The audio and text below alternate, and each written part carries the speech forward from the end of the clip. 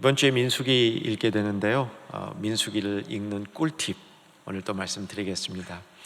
민수기 하면 두 가지를 딱 생각하셔야 합니다. 항상 그렇습니다. 민수기라는 책 제목이 말하는 것처럼 백성들의 머릿수를 센 겁니다. 그래서 민수기는 시작부터 인구조사로 나오고요. 그 다음 민수기가 총 36장인데 26번째 장에 가면 또 인구조사가 나옵니다. 두 번의 인구조사가 있게 되는데 목적은 전열을 정비하는 겁니다. 시내산에 머물러 있던 이스라엘 백성이 광야로 들어가기 전에 인구조사를 해서 도대체 싸울 수 있는 사람이 몇 명인가 세봤더니 한 60만 됐습니다. 그 전체 그 사람 수는 엄청 많겠죠. 그 다음 이제 광야를 방황하면서 여러 가지 일들을 겪은 다음에 마지막에 이제 가나안 땅에 들어갈 무렵에 또 인구조사를 하는데 이제 한 세대가 지나간 거죠. 이때 인구조사는 가나안 땅에 들어가서 지역을 분배하고 땅을 나누기에 필요한 모습으로 인구조사를 합니다. 숫자는 거반 비슷합니다.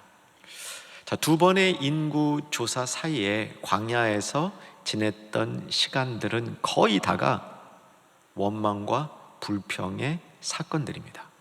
원망과 불평을 어떻게 많이 하는지 자기가 자세히 읽으면서 살펴보니까 아주 자세히 보면 10가지 정도 되더라고요. 근데 크게 보면 그거보다는 숫자가 좀 줄어들게 됩니다. 자, 이 부분이 중요한 요약인데요. 원망과 불평이 일어나게 되면 그 원망과 불평으로부터 오늘 본문의 주제가 되는 탐욕이 발생합니다. 그리고 조금 연결하기 어려워 보이지만 성경은 원망과 불평에서 비롯된 탐욕이 우리 안에 자리 잡을 때 이게 우상 숭배를 만든다고 얘기합니다. 광야의 생활은 하나님이 우리를 훈련시키기 위해서 허락하신 그런 장소였습니다. 광야라는 곳은 갈 길도 분명하지 않고 늘 자원도 부족하고 내일 일이 불안한 곳이 광야입니다. 저와 여러분도 인생을 살다 보면 광야의 시간을 반드시 맞이합니다. 그래서 출애굽기, 민수기, 신명기 이 광야의 시간들은 우리 인생과 밀접하게 관련이 있는데 광야의 시간을 하나님은 우리로 하여금 하나님의 백성으로 훈련받는 시간, 이것을 위해서 주셨는데 이스라엘 백성은 훈련받는 것과 반대 방향에 있는 원망과 불평으로 자기들을 채웠습니다. 자, 이제 한번 본문으로 들어가 보시기 바랍니다. 자, 오늘 본문은 메추라기를 이제 얻는 그런 사건이 있죠. 이스라엘 백성들이 광야에 오랫동안 생활을 하다 보니까 광야에서 먹을 게 없지 않았습니까? 그래서 먹을 게 없어서 먹을 거 좀 달라고 요청했더니 하나님이 이것을 주셨습니다. 무엇을 주셨죠? 두 글자인데 만나를 주셨죠. 이 만나가 제법 괜찮아요. 오늘 본문, 오늘은 이제 성찬주일이라 시간이 제한돼 있어서 본문을 좀 더 넓게 잡지 못했는데 이 본문 보면 이 만나가 꿀과자였다고 얘기합니다. 꿀과자. 만나를 이렇게 절구 찧어서 과자처럼 만들어서 건빵과 같이 오래 가지고 다닐 수도 있었고 그게 재료가 어땠는지 약간 꿀맛이 나는 과자였다. 괜찮았어요. 그런데 너무 많이 먹다 보니까 질린 거죠. 그래서 고기 좀 달라고 그랬어요. 고기 좀. 고기가 먹고 싶었을 것 같아요. 여러분 안 그러시겠어요? 빵만 한 3주 먹고 지내시면 고기 생각 안 나겠습니까? 빵만 3주 먹고 지나고 있는데 어느 날 지나가는데 그 프라이드 치킨 그 굽는 냄새가 코를 탁 자극할 때, 그것도 밤에 얼마나 먹고 싶겠어요. 이스라엘 백성이 딱 그런 상태에 있었습니다. 그래서 고기 달라고 하나님 앞에 막 투정 부리는 그 사건입니다. 그런데 이 사건이 단순히 고기 달라는 사건이 아니라 원망과 관련이 있습니다. 그래서 이것을 탐욕이라고 얘기를 합니다. 오늘 주제가 탐욕인데 34절을 봐주시면 34절 제가 읽겠습니다. 오늘 사건이 일어난 장소 이름이 기브롯 핫다아와라입니다. 발음하기가 어렵죠? 욕심을 낸 백성들이 거기서 죽었습니다. 어떤 백성들이요? 욕심낸 백성. 탐욕 사건이라는 겁니다. 말씀드렸죠? 원망과 불평이 탐욕으로 발전을 합니다. 그리고 이 탐욕이 우상 숭배로 발전합니다. 우상 숭배는 특별히 광야에서 이스라엘 백성이 하나님을 따라가야 됨에도, 구름 기둥 불 기둥만 따라가야 됨에도 그렇지 아니하고 자꾸 곁길을 보면서 옆길로 살살살살 나가는 곳, 그게 우상 숭배인 겁니다. 이상한 형상을 만들어 놓고 그것 앞에 요란한 요식을 행하는 것만이 우상 숭배가 아니라 하나님을 따라가지 아니하고 곁길로 다른 곳으로 딸려가는 이런 현상을 우상 숭배. 또 여러분 이런 말씀도 아시죠? 탐욕은 곧 우상 숭배니라. 여기랑 관련되어 있는 말씀입니다. 자, 이 사건이 원망과 불평으로부터 시작된다는 것을 확인해야 됩니다. 혹시 민수기 11장 피신 분들은 1절을 보시면 좋고요, 자막도 올려주시면 좋겠습니다. 여호와께서 들으시니 백성이 악한 말로 뭐합니까? 원망함에 여호와께서 들으시고 진노하사 여호와의 불을 그들 중에 내려서 진영 끝을 사르게 하시며, 이건 이제 다른 사건인데요. 여러분, 원망과 불평이 일어날 때 그 말이 어떻게 져요? 악한 말로 원망과 불평을 합니다. 악한 말뿐만 아니라 이건 독한 말이기도 해요. 그게 쓴 말이기도 합니다. 다른 사람을 상처를 줘요. 여러분, 혹시 여러분 속에 원망과 불평이 있으십니까? 좀 심하게 있으십니까? 오늘 그런 분들에게 치유의 말씀이 될 수 있기를 소망합니다. 여러분의 원망과 불평을 없앨 수 있는 복된 말씀이 될 수 있기를 소망합니다. 저는 원망과 불평이 많은 사람 같지는 않아요. 그리고 원망과 불평이 어떤 면에서 보면 없는 사람에 속한다고 말할 수도 있을 것 같습니다. 근데 저는 어떤 습관이 있냐면요, 이렇게 제가 한 일을 후회하는 습관이 좀 있어요. 근데 그걸 좀 곱씹는 형입니다. 아이, 그때 그러지 말았을걸. 그게 자꾸 떠올라요. 에이, 그때 그러지 말았을걸. 이게 자꾸 이제 떠올라요. 근데 저는 여기까지는 그런대로 괜찮은데, 여기서 껄 하는 거 있죠. 껄, 후회. 그 사람 안 만났으면 좋았을걸. 그런 일이 나에게 안 생겼으면 좋았을걸. 내가 그렇게 안 했으면 좋았을걸. 이 껄 하는 게 후회란 말이에요.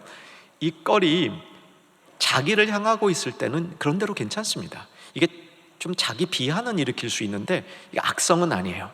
근데 이게 남을 향하기 시작한 순간 원망과 불평이 되는 겁니다. 저 사람 때문에, 저 인간 때문에 불평이 되는 거죠. 원망과 불평. 이때 독한 말, 악한 말이 나온다는 겁니다. 자, 민수기를 여러분 읽으시다 보면요, 이 인구조사하고 광야로 들어갑니다. 광야에 38년 동안 지내는 동안에 여러 가지 원망과 불평한 사건이 나오는데, 이거를 분류해 보면 한 3가지로 분류될 수 있습니다.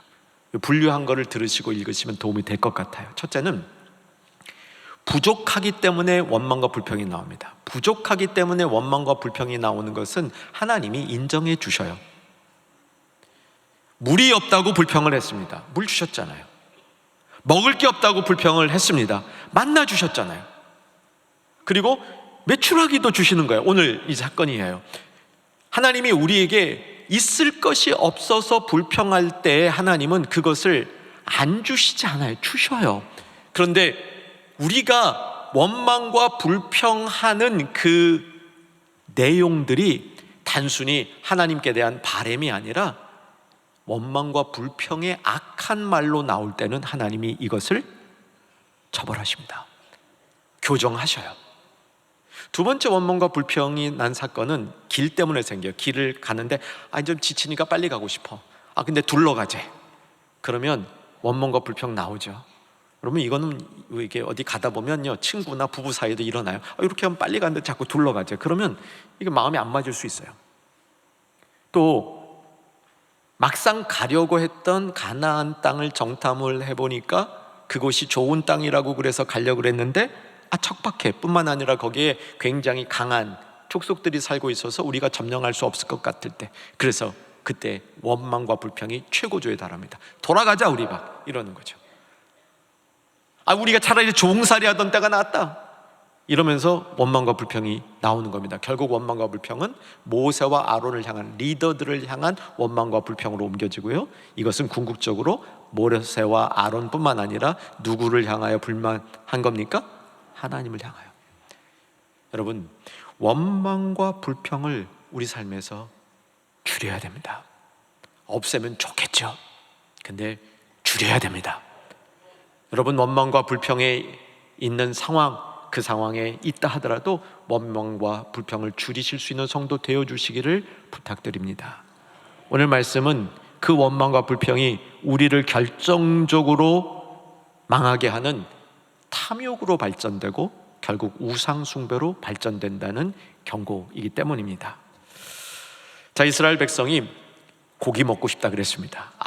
보니까 제가 봐도 고기 먹고 싶은 마음 자체는 괜찮아요. 그런데 고기 먹고 싶다고 원망과 불평을 조직적으로 하는 겁니다. 원래 그렇잖아요. 원망이 있는 사람이 또 다른 원망이 있는 사람과 겹쳐지면 둘이 의견이 통합해서 불평을 털어놓는 겁니다. 이 불평은요, 아주 그냥 쑥쑥쑥 퍼져나가요. 그래서 여러 사람들이 불평 덩어리가 되는 거죠. 그런 상황까지 간 겁니다. 자, 이들의 문제가 무엇인지를 살펴봐야 됩니다. 하나님이 고기를 먹고 싶다고 아우성치는 이스라엘 백성에게 고기를 주겠다고 단언하십니다. 당연히 줄 수 있는 환경이 안 되죠. 광야에서 몇 명이나 있다고요? 최소 60만 명 곱하기 3을 할지 4를 할지 5를 할지 6을 할지 여러분 형편대로 하십시오. 그런데 최소 60만 명, 200만 명 최소, 그 사람들에게 고기를 어떻게 먹입니까? 근데 하나님이 먹이시겠다 그래요. 그러니까 모세가, 하나님 이게 지금 제정신으로 하시는 말씀이십니까? 그러니까 하나님이 모세에게 유명한 표현을 쓰셔요. 여호와 손이 짧으냐? 여호와 손이 짧으냐? 여호와 손은 충분히 그 일을 해낼 수 있다. 그 다음에 이제 오늘 본문으로 들어가는 겁니다. 갑자기 바다, 지중해 바닷가겠죠? 바다에서 메추라기 떼들이 쫙 오는 거예요. 그 메추라기 떼가 지면에 이렇게 다 쭉 앉혔는데, 이건 이제 메추라기 고기입니다. 여러분, 그냥 메추라기 잘 생각이 안 나면요, 배고픈데 치킨이라고 생각하십시오. 이 치킨 덩어리들이 잘 굽어져 가지고 사방에 널리는 거면 널려 있어요. 얼마나 널려 있는지 한 전체가 다 이 고기 덩어리예요. 높이도 한 이 정도 이렇게 쌓여 있대요. 자, 이제 다 나가서 저 고기를 취하라. 그래가지고 이스라엘 백성이 몽땅 나가서 고기를 취하는데, 그 기간이 얼마였냐면 종일, 종야, 하룻밤 지나고 다음날 종일. 그러니까 뭐 정확하게 제가 판단 못 하겠어요. 근데 어쩌면 이게 아마 36시간일 가능성이 있죠. 종일, 종야, 종일, 뭐 한 36시간까지 들 수 있을 것 같아요. 뭐 잠을 잤는지 안 잤는지 아마 능력 있는 사람은 안 자고 모았던 것 같아요. 자, 결론 보겠습니다.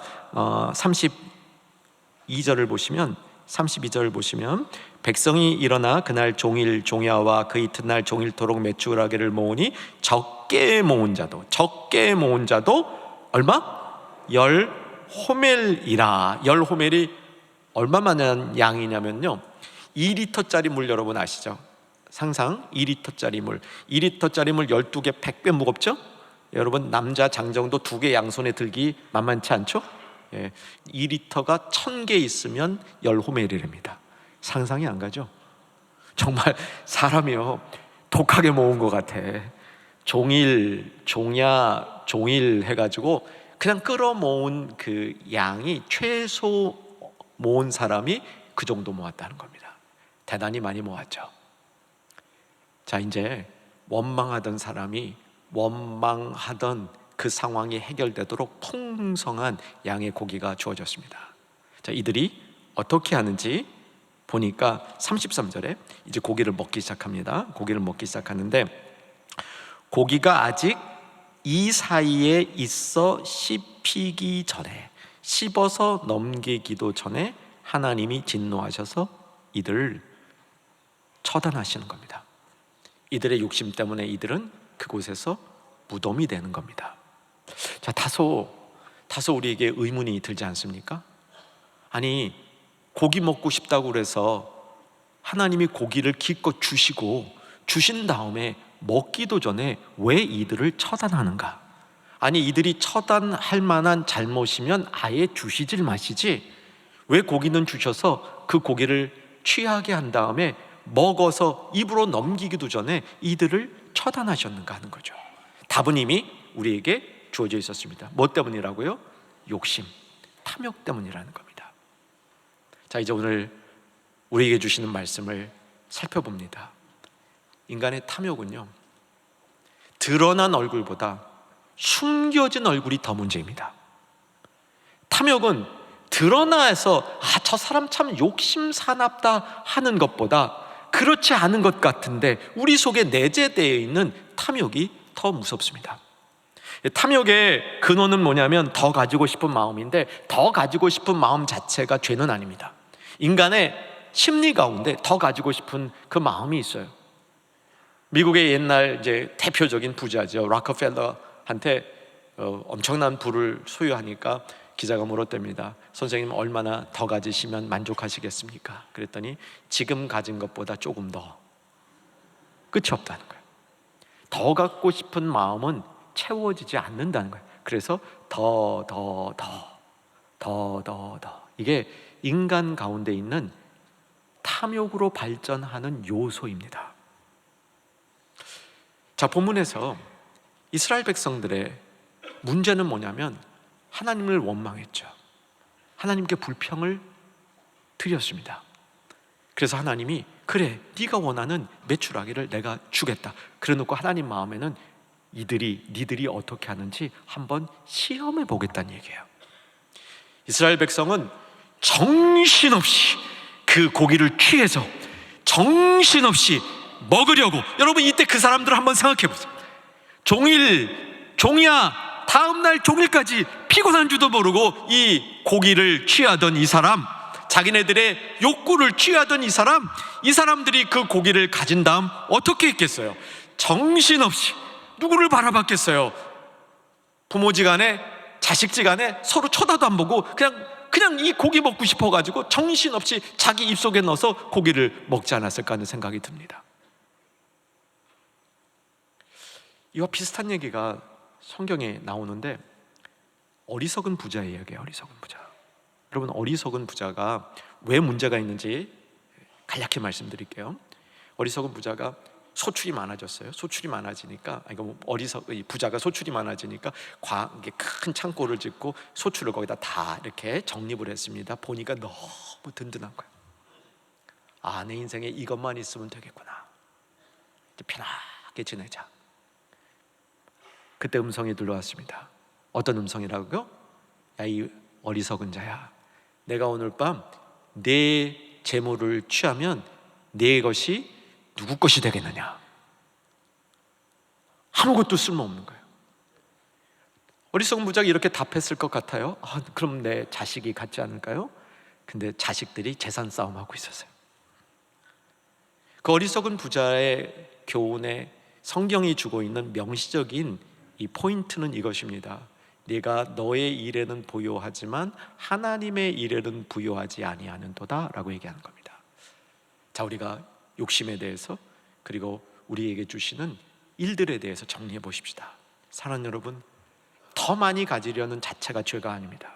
그런데 사랑하는 여러분, 더 많이 주실 때 내가 하나님과 관련하여서, 선한 일과 관련하여서 무엇을 하려고 하는지 정립이 되어 있어야 됩니다. 그런 정립이 없이 그저 더 많이 끌어모아서 내 소유 안에, 내 지배 안에 두기를 바라는 것은 탐욕이라는 겁니다. 근데 이 탐욕이 숨겨진 얼굴이 뭐냐면요, 부유한 자들에게만 나타나지 않아요. 결핍한 자들에게도 나타납니다. 결핍한 사람에게 그 결핍이 해결되어졌을 때, 그 해결되어지는 순간 이 이스라엘 백성처럼 하나님을 싹 잊어버려요. 메추라기를 주신 분이 누구예요? 하나님이잖아요. 달라 그래서 주신 분이 하나님이잖아요. 그런데 어쩌면 이렇게 하나님은 생각도 안 하고 자기 손에 쥐어진 메추라기만 생각하는 거예요. 이게 탐욕인 겁니다. 하나님은 그 마음을 보셨고 그 마음을 책망하신 겁니다.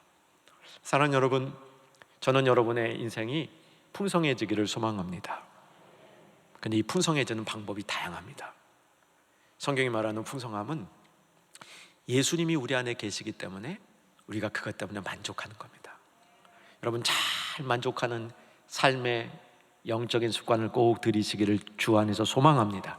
여러분, 만족할 줄 모르면요, 원망과 불평이 자꾸 일어나요. 작은 일로도 이게 하나님이 나와 함께 하시고 하나님이 더 풍성한 것으로 나를 채워주실 미래의 소망이 있기 때문에 작은 것이지만 그것 갖고 만족할 때 우리 인생은 풍성해지는 겁니다.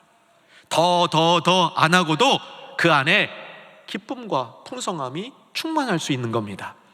에베소서 1장 18절 19절 말씀 제가 자막으로 보일게요. 이게 중요한 말씀이에요. 눈에 보이는 것만 보면 우리는 절대로 만족할 수 없어요. 더 하는 마음이 들어요. 그래서 마음의 눈을 밝히사, 마음의 영안이 열려야 우리가 소망이 무엇이고 하나님이 주시는 기업이 얼마나 풍성하며 하나님의 능력이 얼마나 큰지를 알 때, 그때 우리는 예수님으로 만족하는 삶을 살 수 있다는 겁니다. 여러분, 이삭을 보시지 않았어요?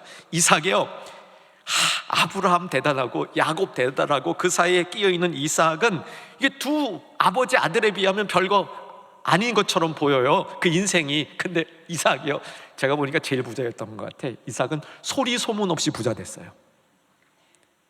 소리 소문 없는 부자가 알부자입니다. 요게 천복을 받는 부자예요. 근데 이 이삭이 어떻게 부자 됐는지 아시죠? 우물 잘 파요.